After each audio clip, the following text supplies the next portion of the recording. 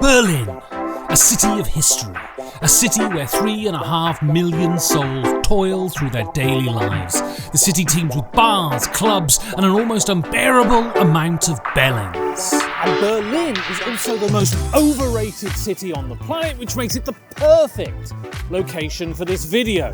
So strap in as I, someone who is barely rated, go through the most overrated board games in the world.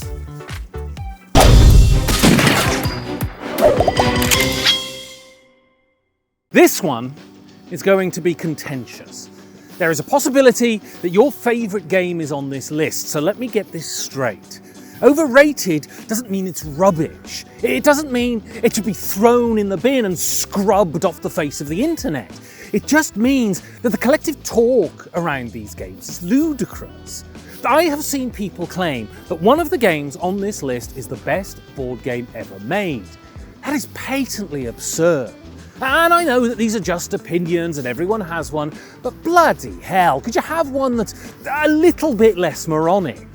Excitement is a wonderful thing, but on these games you just need to calm down. And yes, I'm talking to you. It is possible though, believe it or not, that I could be wrong.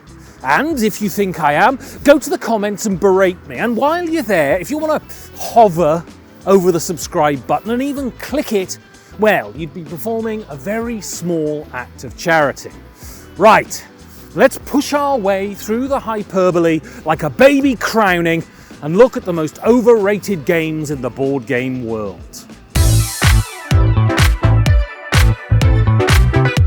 This one has been out of people's consciousnesses for a while, probably because they flooded the market with bloody expansions and people got sick of it. But the talk over it when it came out was verging on euphoric. People were talking about a revolution in gaming, the most original game ever made.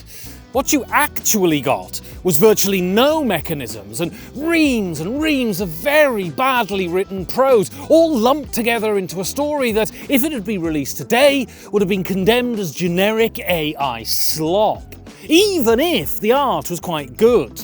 Also, if you died, which would happen multiple times, you would have to start again, wading through the bloody stupid story with the demon girl or something until you wanted to poke your own eyeballs out.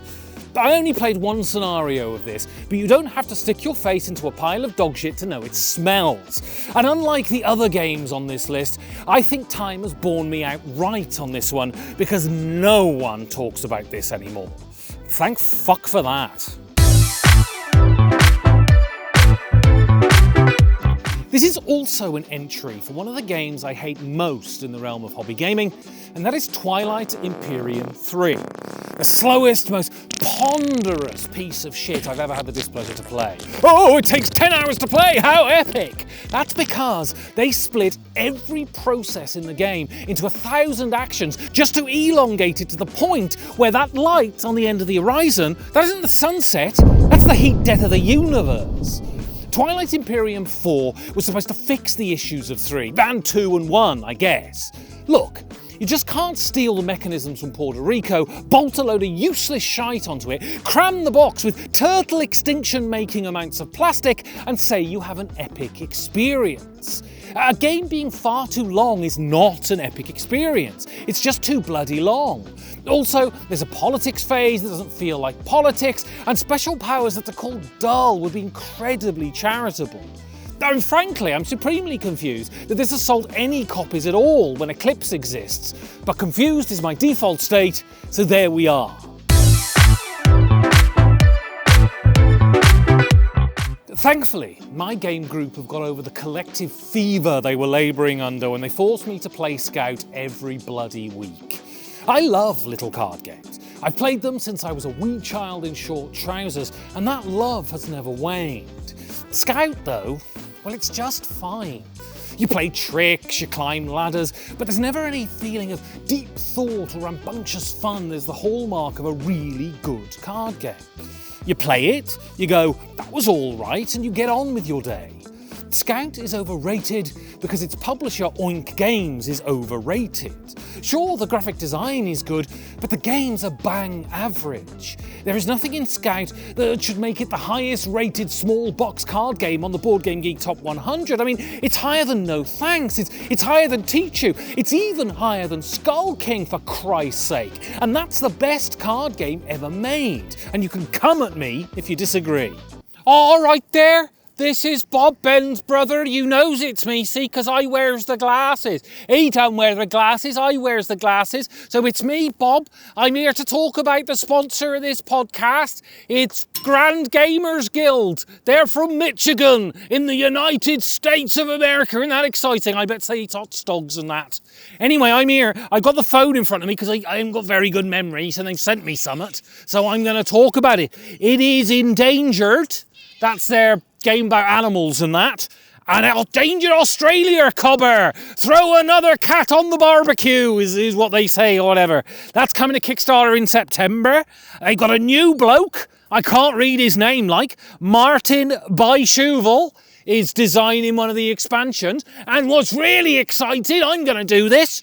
You can, the bloody seagulls over there making a lot of noise. I bet they're shagging, aren't they? Anyway, Martin Byshuval's explaining the thing, and then if you wants to design something for endangered, you can send an email to, let me look here, grandgamersguild@gmail.com and give them your idea. Maybe do like a space alien or something. Oh, save the space aliens from the chaos gods of H.P. Lovecraft or something. Anyway, that's just my idea. I'm going to send it in and I'm going to make £1 million poundingtons. Anyway, it's me, Bob, saying go to Grand Gamers Guild and nice one. I'll see thee later and yeah.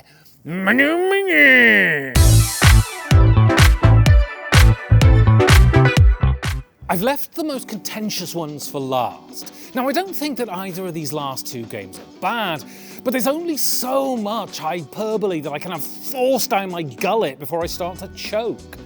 Wingspan is the phenomenon of the last decade. It's been in the New York Times, sold millions of copies, won awards, and even featured in bloody Coronation Street. I'm still scratching my head, though, as to why it's Wingspan that has become the juggernaut that crushes all before it. I mean, it's pretty, it doesn't have goblins on the front, but there are loads of games like that that have been published before and after that fulfill that criteria.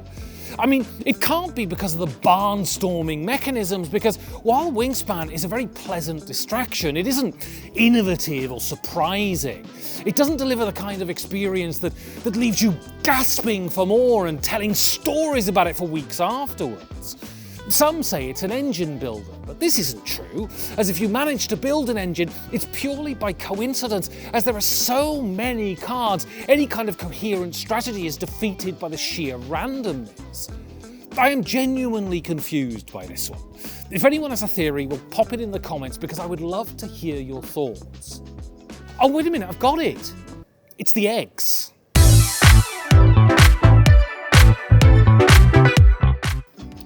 The darling of the moment, the game that has been hailed as the greatest game ever made by a very reputable and august gaming channel. If hyperbole were cash, the makers of Arks could buy an archipelago in Micronesia. The undoubted star of last year, Arks is simply fine. I think that people are so invested in Cole Wehrle becoming the greatest designer in history that they can't tell themselves that this one is simply just okay. It's a game that functions, but it's far too long. You can't really build a coherent strategy because the board position changes so frequently, and this would be fine in a game that lasted an hour, but it's closer to 3. So many people talk about the way that trick-taking is used so innovatively here, but you're just swapping out actions for random card deals. Also, if you want an innovative use of trick-taking, play Broom Service, it's loads better. Yeah, you can't plan in Arks, you can't really pull off anything that's remotely satisfying. Any goal you go for will definitely be swiped out from under your nose at the last minute, and the game, well, it feels shallower than a puddle. Then you have the campaign. Bloody hell. A more overwrought waste of time I've yet to play. You have a game that is too complicated for what you get out of it to begin with, then you slop over an encyclopedia's worth of new rules that make the game last even longer. I have never seen a greater instance of groupthink than the Salem witch trial levels of adulation that's being lavished over arcs. I do acknowledge one thing though. I'm in the huge minority here, so it's distinctly possible that I'm just stupid. I don't think so, though.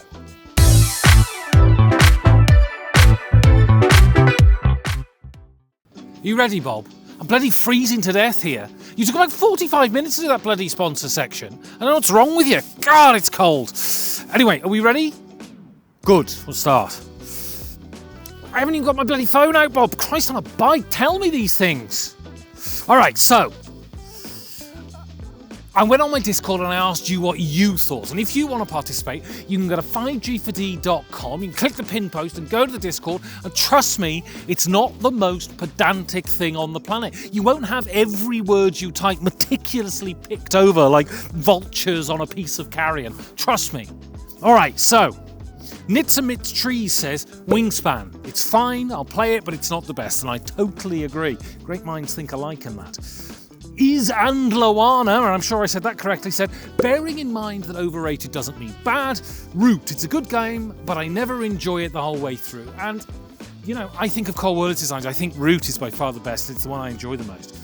Matt Serrated Blade Coat said, Dune Imperium, it's a good game, but number 6 on BGG. Its deck building is a bit static and the worker placement is boilerplate. Combat is uninspired. It's too long and the expansions only make it longer.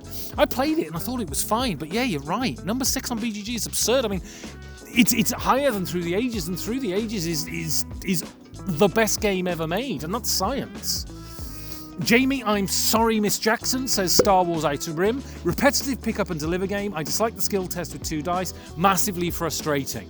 And this is true, because Star Wars is shit, so I'm sure the game's crap. BJ Shrimpy Gumbo says, Earth, so many games do the dig into a giant deck of cards gig better.